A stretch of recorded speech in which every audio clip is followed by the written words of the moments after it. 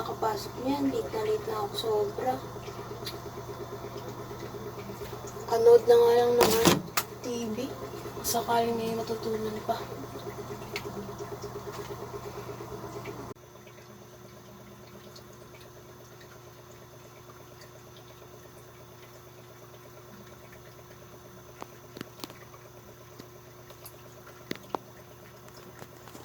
Magandang hapon mga kapapi! Welcome po sa Papi Camilo in Action.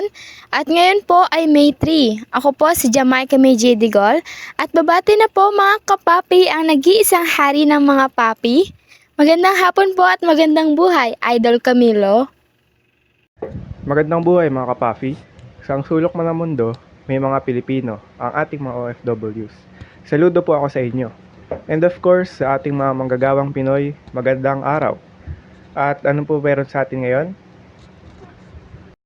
Ito nga po si Mr. John Rabe Junicio, isang counterbagger sa Wonder Nikki Grocery Store, dyan ho sa Malabon.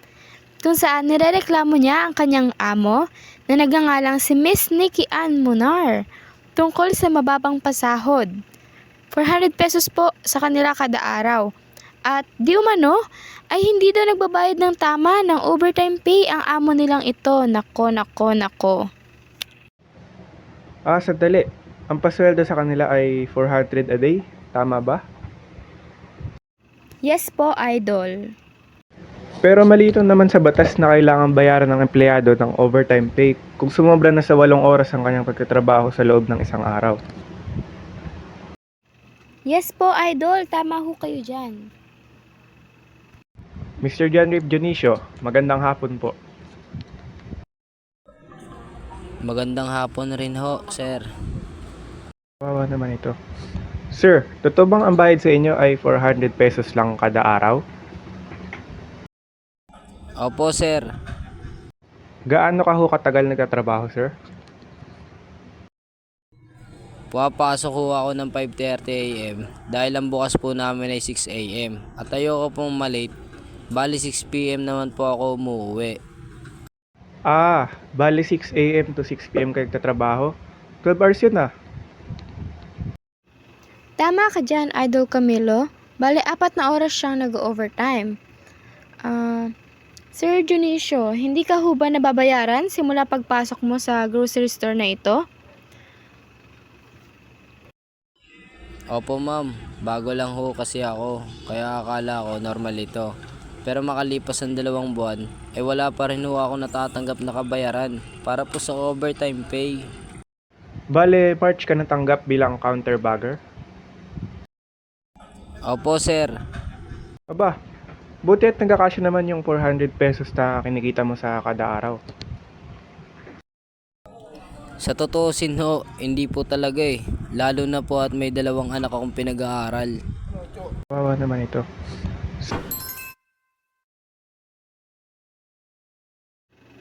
Kasalukuyan na pong tinatawagan si Attorney Kim ng Dole NCR upang mabigyang kalinawagan tayo at payo na rin para sa dapat na maging aksyon natin. Okay, ayan, kontak na natin si Attorney Kim.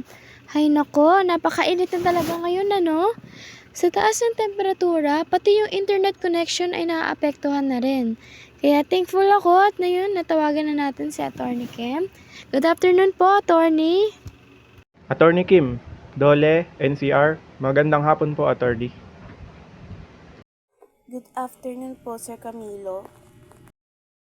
Attorney, ito pong Wonder Nikki Grocery Store dyan ho sa Malabon na pag-aari po nitong si Miss Nikki Ann Munar. Tignan niyo po sir ang kawalang hiyaan na ginawa ng kumpanyang ito. Ang binibigay lang po sa kanya ay 400 pesos kada araw. Now, attorney, 4 na oras siyang nag-overtime at hindi ito nababayaran ng tama simula nang matanggap siya. Wala na nga sa minimum wage, hindi pa binabayaran ng overtime pay.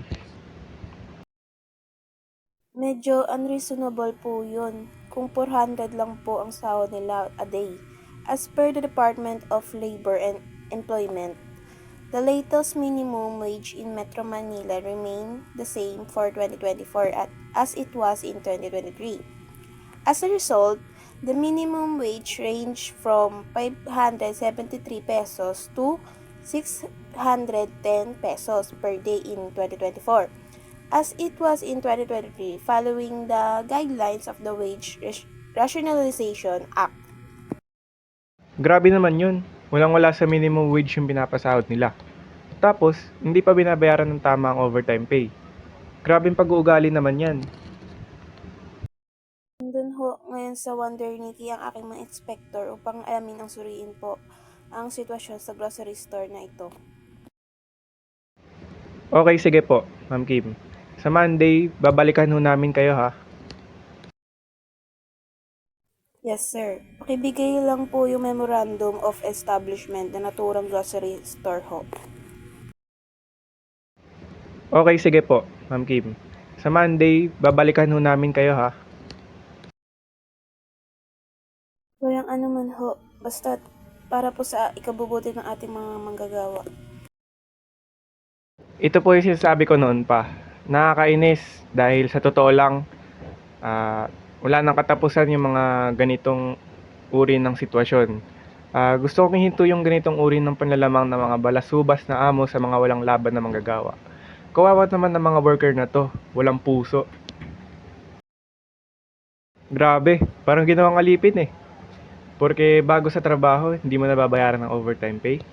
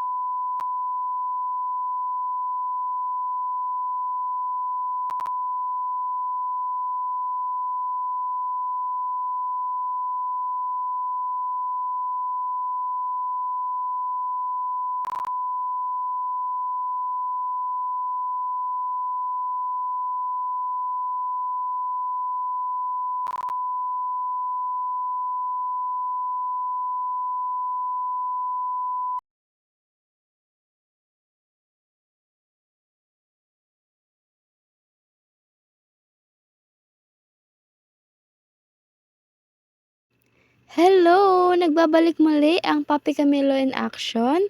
At ngayon ay kasalukuyan namang tinatawagan si Miss Nikki N. L. Munar, ang may-ari ng Wonder Nikki Grocery Store at amo ni Mr. Junicio, upang makausap siya at marinig din ang kanyang panig. Ayan. Magandang hapon po, Miss Munar. Hello po, Miss Manar. Magandang hapon po. Magandang hapon po, Sir Camilo. Miss Manar, matindi po itong natanggap naming sumbong.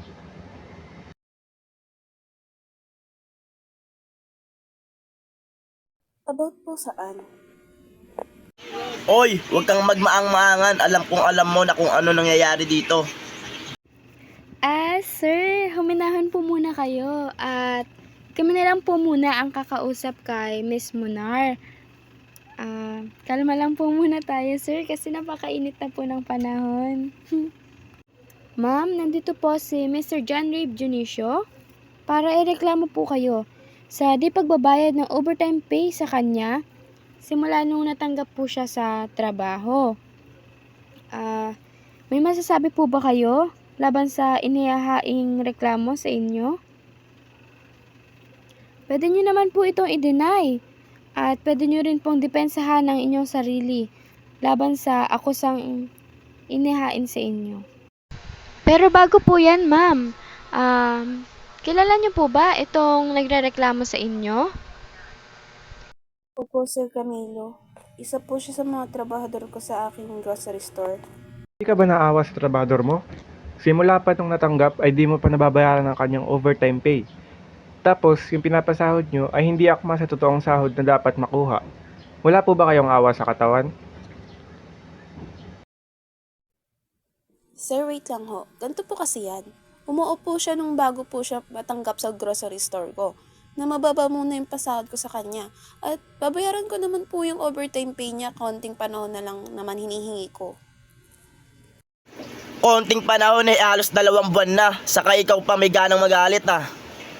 Ganto po ma'am, kung hindi mo babayaran ngayon si Mr. Dionisio, ay makakasuhan po kayo, pero pag humingi kayo ng tawad at binayaran nyo na siya, ngayon ay baka mag-iba at hindi ituloy ang kaso sa inyo. Klaro po ba? Hihingi na lang po ako ng tawad sa personal at magbabayad na lang po ako, Sir Camilo. Okay naman po ba kayo doon, Mr. Dionisio?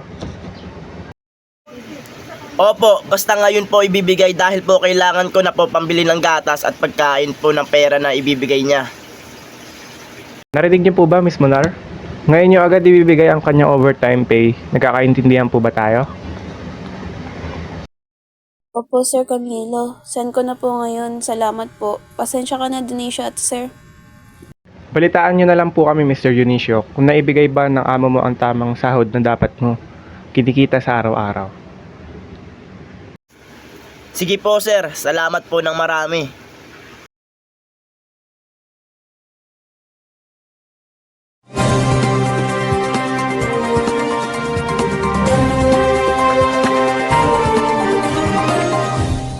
Hapon sa lahat! Ngayon ay alamin natin ang update sa temperatura ngayong araw. Niginid mo na ba? Sa mainit at marisama na panahon sa lahat, ako po pala si Kian Edgar at narito po ako magbahagi sa inyo ang update sa ating panahon ngayong araw. Patuloy pa rin po ang kainitan sa bahagi ng Manila at mas patuloy po umabot pa ito ng 44 degrees Celsius. Kaya uminom tayo ng maraming tubig at iwasan lumabas para iwas sakit. Muli po ako si Kian Edgar, nagbabalita. Back to you, Jamaica. Salamat sa napakadetalyadong update meeting.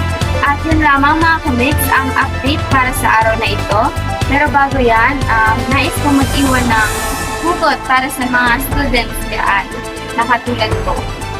Okay, ang pag-move on ay parang paggising sa umagang may pasok. Mahirap pero kailangan. Yun lamang guys. Stay hydrated and be safe. Bye!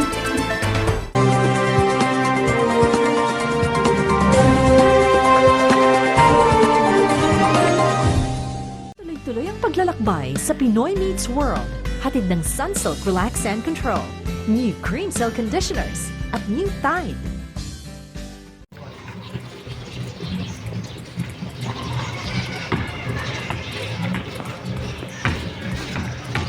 Sabi ni G, sobrang init, nakakapagod yung basketball.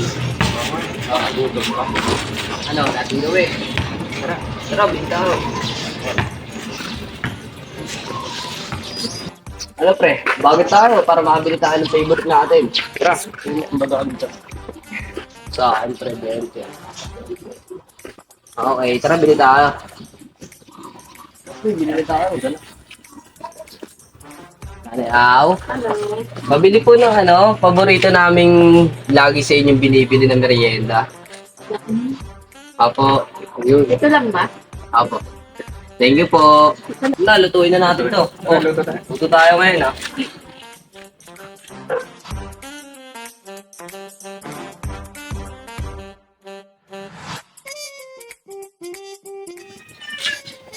Pre, ano yung favorite natin? Napakasarap naman talaga naman yan.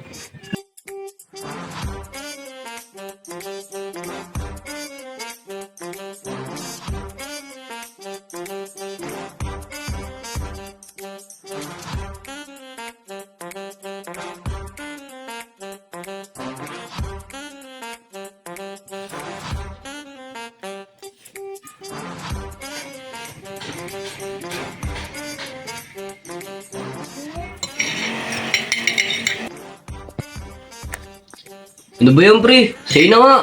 Di pre, say na. Ayoko, say na. Say na. Say na. Ano ba yan? Ano? Bilhin lang kaya tayo ng bago. Tara, kaya na tayo. Tayo na bilhin eh. Tara.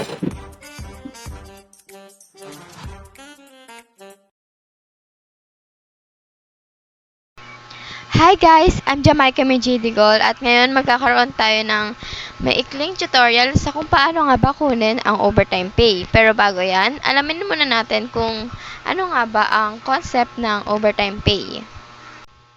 Overtime is a necessity for a company to meet its financial and production goals. More work means product and services are being delivered a great rate. Okay, kapag overtime pay naman, it is an additional pay provided to a covered employee who has rendered overtime work. Sa madaling salita, ito yung parang karagdagang ano, bayad.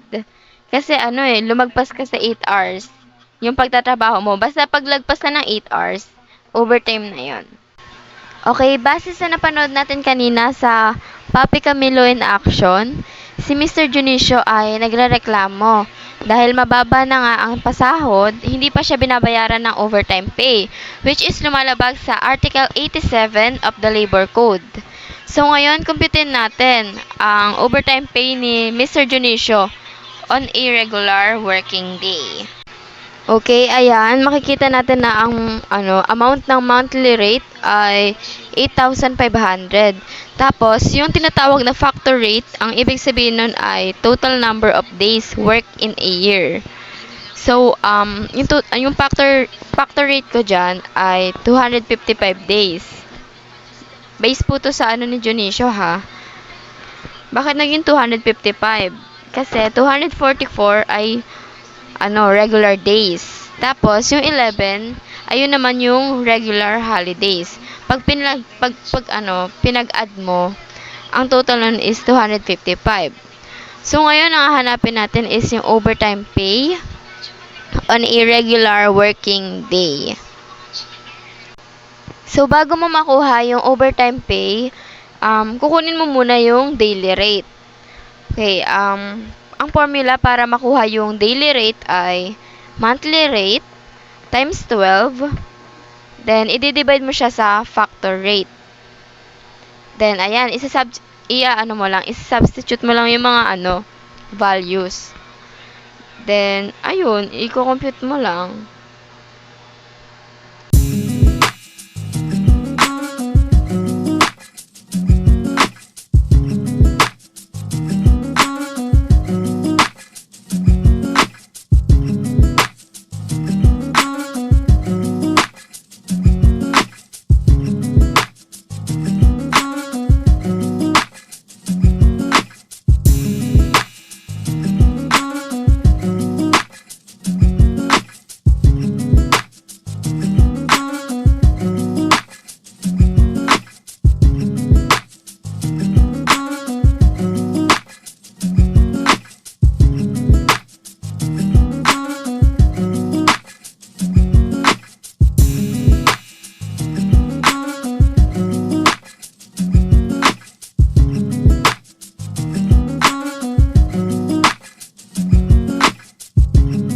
Pagtapos mong makuha yung value ng daily rate, ang kukunin mo naman is yung value ng hourly rate.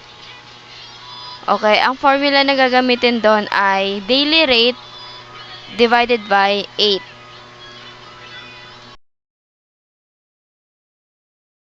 So, ayan yung daily rate natin, 'di ba, is 400.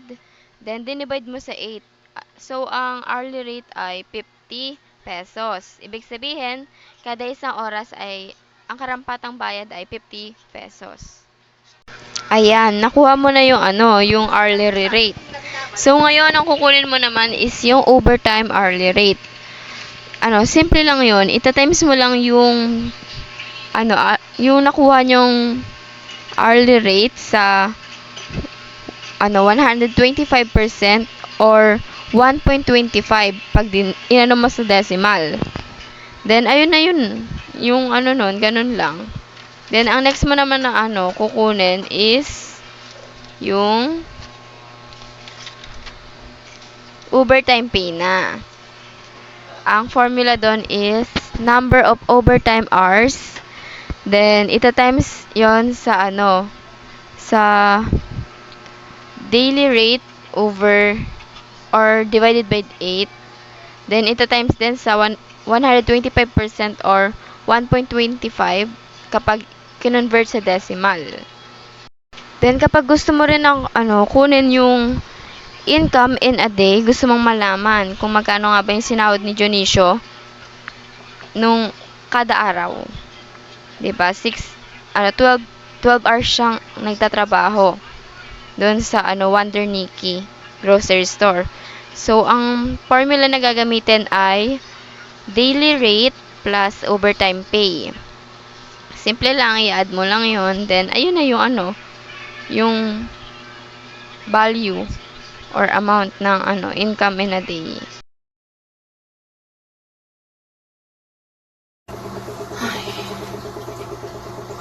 Oh, tapos na?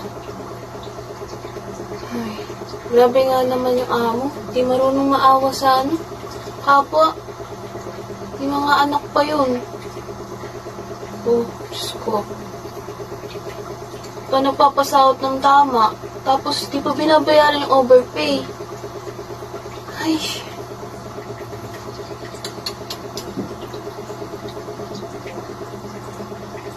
Oras na ba? Ala, naku po. Paparating na sila, mama. Di pa ako sasaing. Oh. Oh.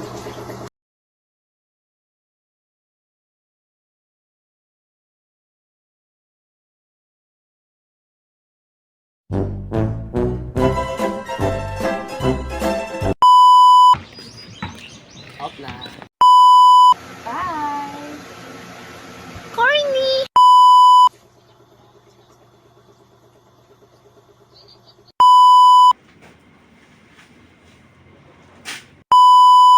Okay na po. Thank you po, Nay. Hindi na.